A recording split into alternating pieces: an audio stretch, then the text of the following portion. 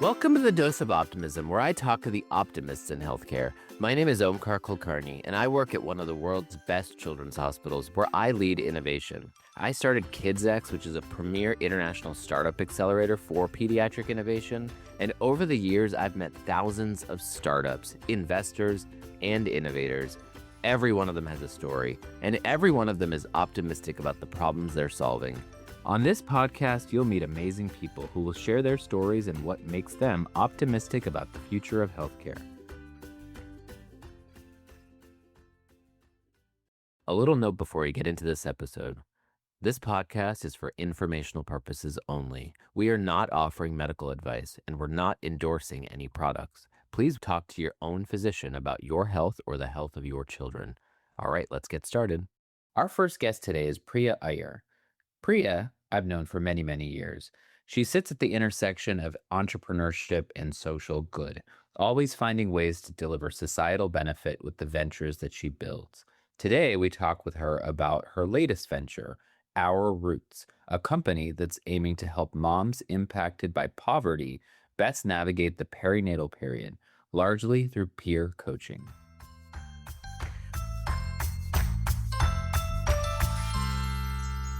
Our Roots is a social venture, and what we do is we virtually connect perinatal communities to peer coaches who share lived experiences to prevent anxiety and depression. And our work is really centering BIPOC communities, but also accessible to all. And I can share a little bit more about why that is. So we see in the United States that there are very stark racial disparities in care. And we know that BIPOC communities experience perinatal mood disorders at twice the rate as their white counterparts. And then in addition to that, we know that there are a lot of access issues, barriers, including language, including actually getting into a space for care, including a lack of concordant care when someone actually gets off a wait list when they've been waiting for months. So for all of those reasons, we've started Our Roots. That's great. So walk me through, when does a person enroll? How do they learn about it? What does the actual interface look like? What are they actually engaging with? Walk me through it. So there are a couple of different ways that people can learn about Our Roots right now, and then a couple of things that we have in the pipeline. So right now, we form deep partnerships with federally qualified health centers, with Medicaid plans, and then also with large community-based organizations. And currently, we're based in and around Oakland in the East Bay in California, looking to expand beyond that throughout California and then even nationwide potentially. And then the way that people find out about it is they're referred through their clinic. So one of the things we do is a lot of education with our partners. We'll go to directors of integrated behavioral health, for example, and say, this is our offering. A lot of times our community members are either misdiagnosed or underdiagnosed. So why don't you offer this option to folks regardless of if they're diagnosed or not, and they can decide to opt in. And based on that, they refer folks to us. And then our peer coaches will reach out through our platform, which is fully HIPAA compliant, and we've built in-house. And that shows up as a text message on their phone. So on their end, all of the tech is very simple. They sign up to check in with the peer coach if they decide to opt in. And they can do up to 12 check-ins with a peer coach. If they're experiencing something more complex, we offer additional check-ins so that we never leave somebody in a space of need. And after that, they can come back to us if needed. So they typically will start with us during pregnancy, because we all know when you're going through the postpartum period, it's really challenging, you're exhausted, and it's hard to build a new relationship. And this allows them to come back to us postpartum when they have an acute need. However, some people start with us postpartum as well. We also have folks that start with us if they experience loss. So is there a connection back to the providers that are taking care of the patient for their medical needs? So the OB, PCP, If you're finding things through peer coaching that perhaps require medical intervention, what is that feedback loop or that connection point back into their medical home? So it can look different in different situations, of course. So if we're working directly with the federally qualified health center and we've received a referral through them, they often have behavioral health providers for people that are in deeper need. So sometimes people will go to a psychiatrist, for example, at the health clinic and come in for peer coaching.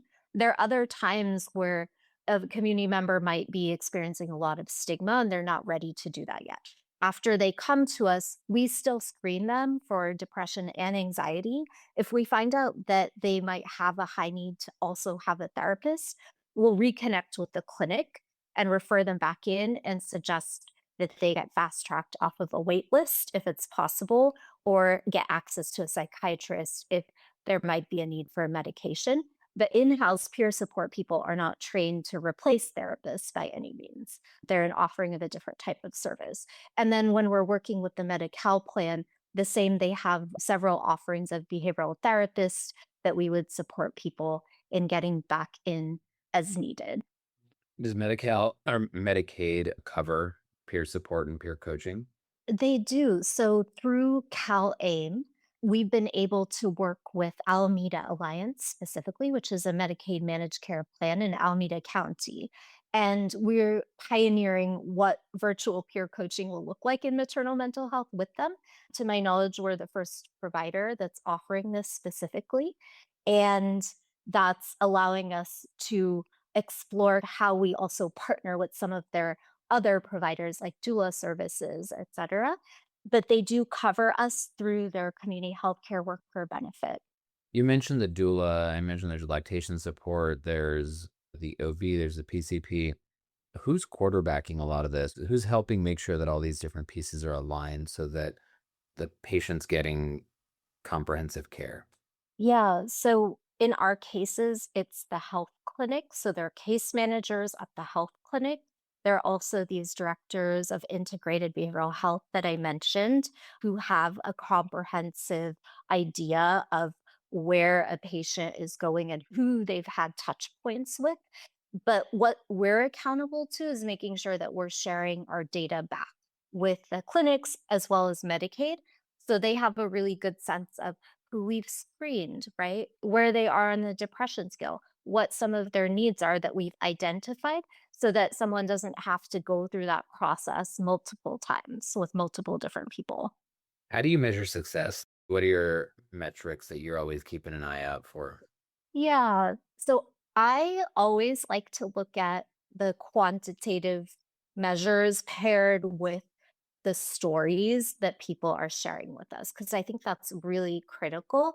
One of the things I mentioned at the beginning was that a lot of the screeners that have been developed were not developed with the communities that we're working with, right? So we often find that people are not diagnosed and not supported and don't get the care and treatment that they need in the form that they need. And so we like to look at that. We like to look at the screeners, but we always ask people, how did this program transform your life? What new tools or skills will you carry with you moving forward? So we know on a quantitative level that when someone comes into our program to when they leave, we've been able to show drops in depression and anxiety by 65%, which is more than clinically significant. And we also have stories. I can share a few stories I think that would resonate. One is a mama who came to us and had just left the hospital because she was in an abusive situation. She actually proactively asked us to share her story because when she came to us as a touch point, came to our peer coach, who are all of our peer coaches, I should mention, share lived experiences, language, and more with our community members, which is part of what makes us so effective. She was able to leave that situation completely, find housing, receive the support she needed, and reunite with her older child, all while she was pregnant during 12 weeks. And that was all her doing. that having a person to connect with when she would have just been completely lost in the medical system and not have a touch point was really, really, really meaningful and powerful for her. And so that's why we always both capture the quantitative as well as these stories of transformation that people experience. I read recently that there's this often missed element of loneliness that women going through pregnancy. And I imagine that what you're offering, particularly because it's a different type of engagement, companionship, perhaps, it's addressing that too. Yeah.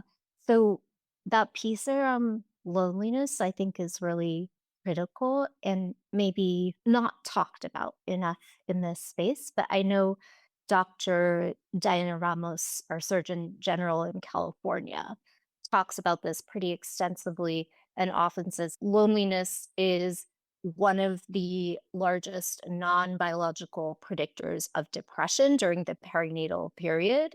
And that particularly affects many of the communities that we work with.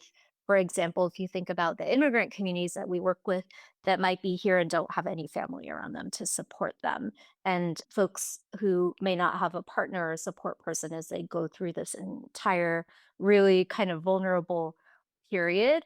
So I think that is a core part of what we do. And I should also mention, as we grow and scale our impact and our reach, one of the things that we are trying this year is to do peer groups as well, which is also reimbursable through CalAIM.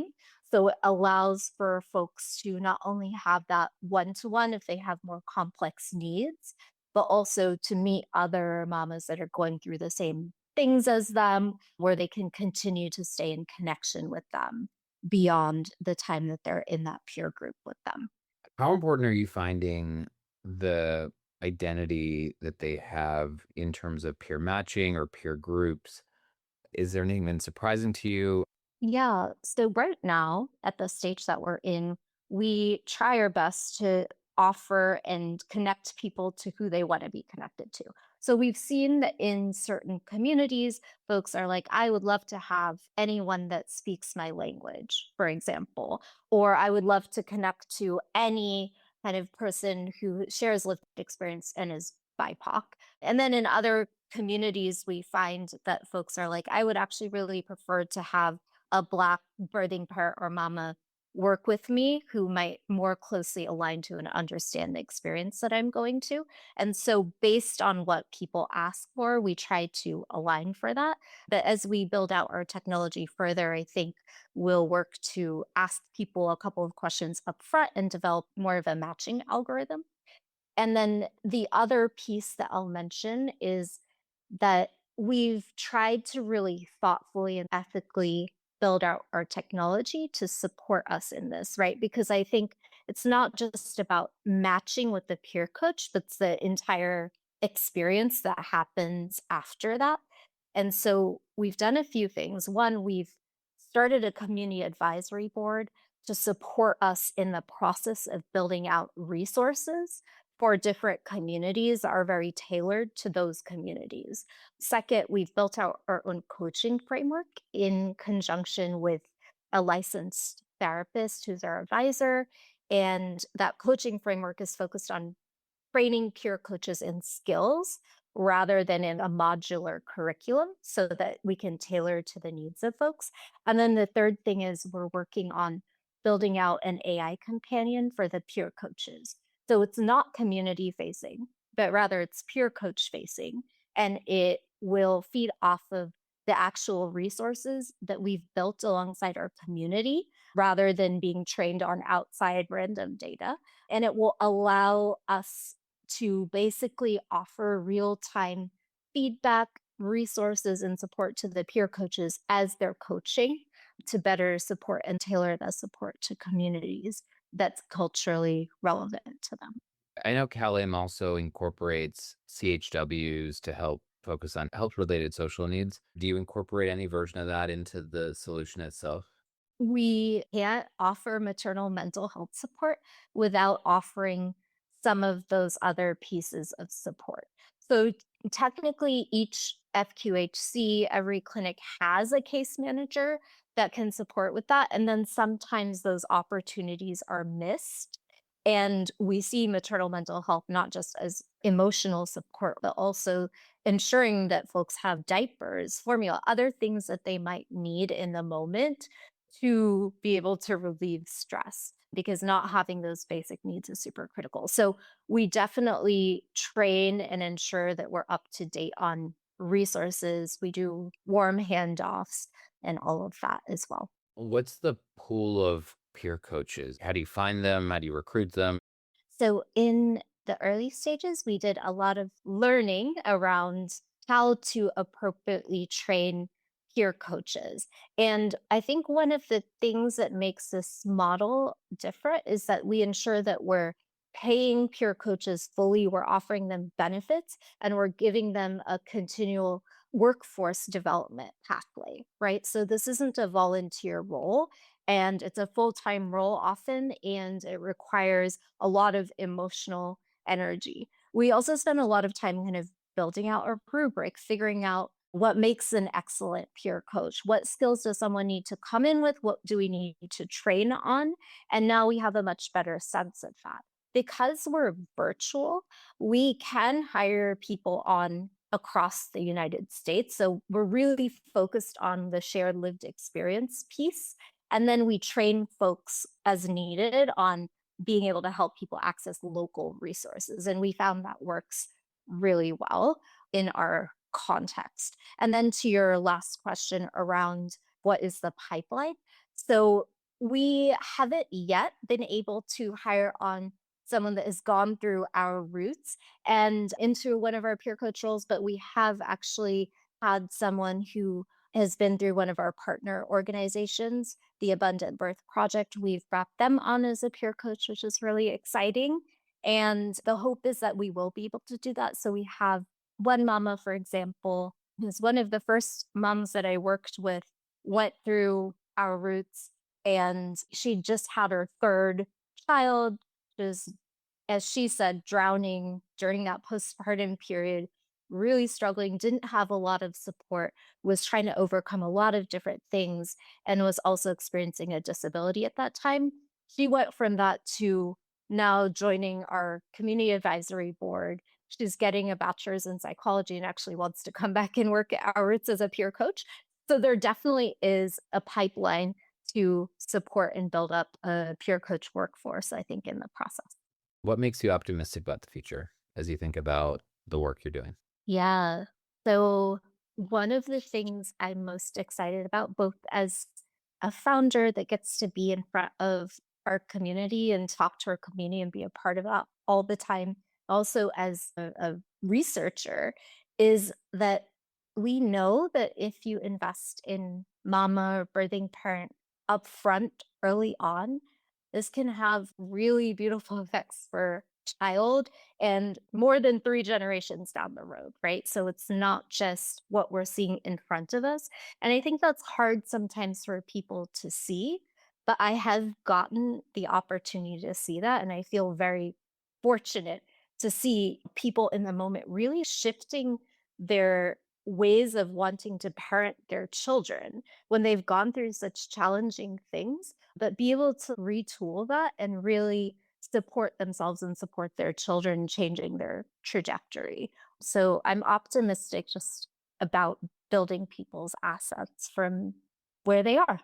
There could be a person 75 years from now who's highly successful, making incredible impacts on society, and they can trace back a lot of their success to small things and factors that happen today, perhaps with our roots and the support their grandmother got when she was pregnant, right? That's the idea. And it's a really important way of thinking about the investment we make in moms and children and how they create long-standing impact for generations to come. Priya, thank you so much for joining us and talking to us about our roots. Yeah, thank you for having me and for all of the thoughtful questions. My next guest is a vocal international advocate for pediatric digital health innovation, Francesca Huetki. She is the founder and CEO of a company called NEN. They're based in Spain. And she's also the head of advisory at HLTH, the organization that brings together health innovation leaders from around the world at their incredible conferences and events. Francesca talks about both the challenges of pediatric digital health innovation, but also about her company, NEN.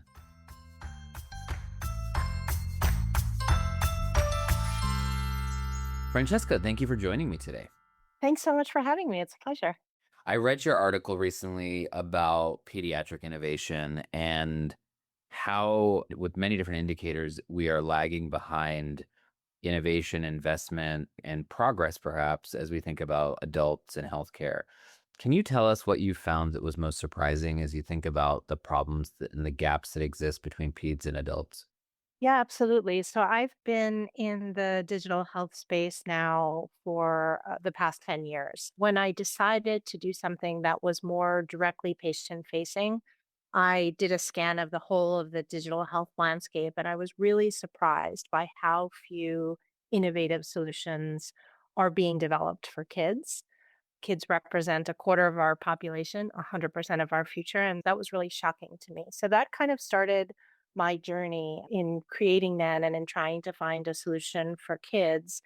But the more that I've been involved over these past 4 years, the more I've realized how disproportionately underfunded pediatric innovation is. And that's innovation on the digital health side, on the therapeutic side.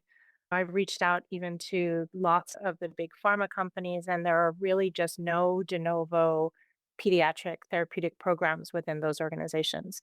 It's really such a mismatch between where the value needs to be generated long term and the small investment that would yield a huge impact with pediatrics. If you look at pain as an example, which is the area that we're looking to solve for in kids with complex medical conditions have these negative pain memories that are really sticky and can survive through survivorship in the case of cancer into adulthood. And there was a paper recently in the Lancet a few years back that described 59% of a pathic. There's nothing physically causing that pain, but it's because at the time of the medical trauma, there was no psychological intervention to help these kids manage their pain and provide them with the coping skills to really understand what their pain was all about. Pain very much, there's a very impactful psychosocial component, and helping kids navigate that is really important. And that's just one example. If you look at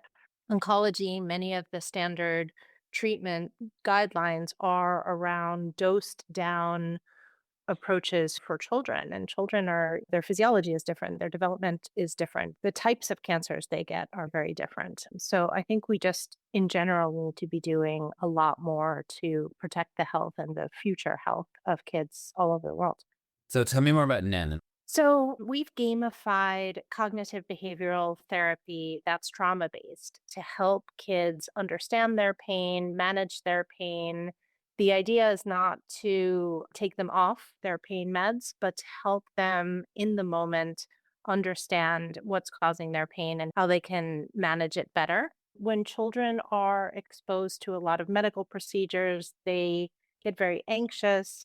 Very often, it takes 4 or 5 adults to hold a child down, to put a line in, to take blood from them. That's obviously exacerbating the medical trauma that they're experiencing. So, the idea with NAN is that in a very playful way, they can learn about their pain, learn about anxiety and depression. We can give them the skills via gamified modules around cognitive behavioral therapy that they can improve over time. They don't need to be in pain while they're playing the game, but the idea is that the virtual companions that we have, Dolores, who delivers cognitive behavioral therapy around pain. I'm based in Barcelona, and Dolores means pain in Spanish. And then Sarah and Tony are focused on the serotonergic receptor pathways. Sarah focuses on anxiety and Tony on depression. And with these characters, they fly in and explain what's going on with the child. They have games to reinforce the knowledge. And throughout, they're being provided with the requisite skills to help them through this difficult time that they can then tap on when they are actually in pain. And what kind of impact are you seeing as it relates to clinical outcomes? So we're very excited to have just kicked off our clinical trial with our collaborators at the University of Notre Dame's Harbor Cancer Research Center and a center in Puebla, Mexico called Una Nueva Esperanza, which is, you can think of it almost as a Ronald McDonald House for kids. Families go there, they stay for the duration of the treatment between 3 to 6 months. They have an apartment that they live there. They eat food, all of their meals together. They're provided with excellent psychosocial care, nutrition, dental, everything. I went down there last month and the moms were doing Zumba in the courtyard. It's really an amazing center. And Notre Dame has a relationship with this center. And so we've kicked off a clinical trial that was intended to be 150 kids. But while I was down there, we spoke to the Mexican Minister of Health, who will now is really interested in what we're doing and understands the situation that many of these children are in, that they're put on wait list for 12 to 18 months without seeing a pain psychologist. So he is going to be working with us to extend our reach to between 80 and 90% of all the children with cancer in Mexico. So the study is likely to be about 600 kids, which is amazing. And it is just a great way for us to get then to more kids and their families who need the help, but also to generate that clinical evidence that's so important. I think trust in pediatric medicine is really paramount. And we want to make sure that we give the parents and also the clinicians and healthcare providers enough clinical evidence so that they can trust in our solution. So it's really evidence-based digital care. What kind of outcome measures are you looking for? So we're trying to mimic the validated measures that have already been used with CBT. So we've embedded things like the Wong-Baker Face Scale, the FACS survey, the pain catastrophization scale, all of the well-validated metrics that are used in in-person cognitive behavioral studies. And basically, we've taken what works in the clinic and what works in the scientific literature and just digitized it in a way that's fun and engaging for kids. So what's next? So, really important to the mission and vision, and the reason for starting NEN, we're looking to democratize and disseminate pain management to as many kids as we can all around the world. So, wherever a child is in pain, we want to deliver NEN to them. Once we have our clinical validation under our belt, we'll kick off the NEN Foundation, which will be our not-for-profit arm of NEN, where we'll work with NGOs and grassroots organizations. We're already working with UNICEF labs in Spain, but we hope to expand that so that these groups can then disseminate NEN to kids who need it all around the world. It's software, so it's incredibly scalable.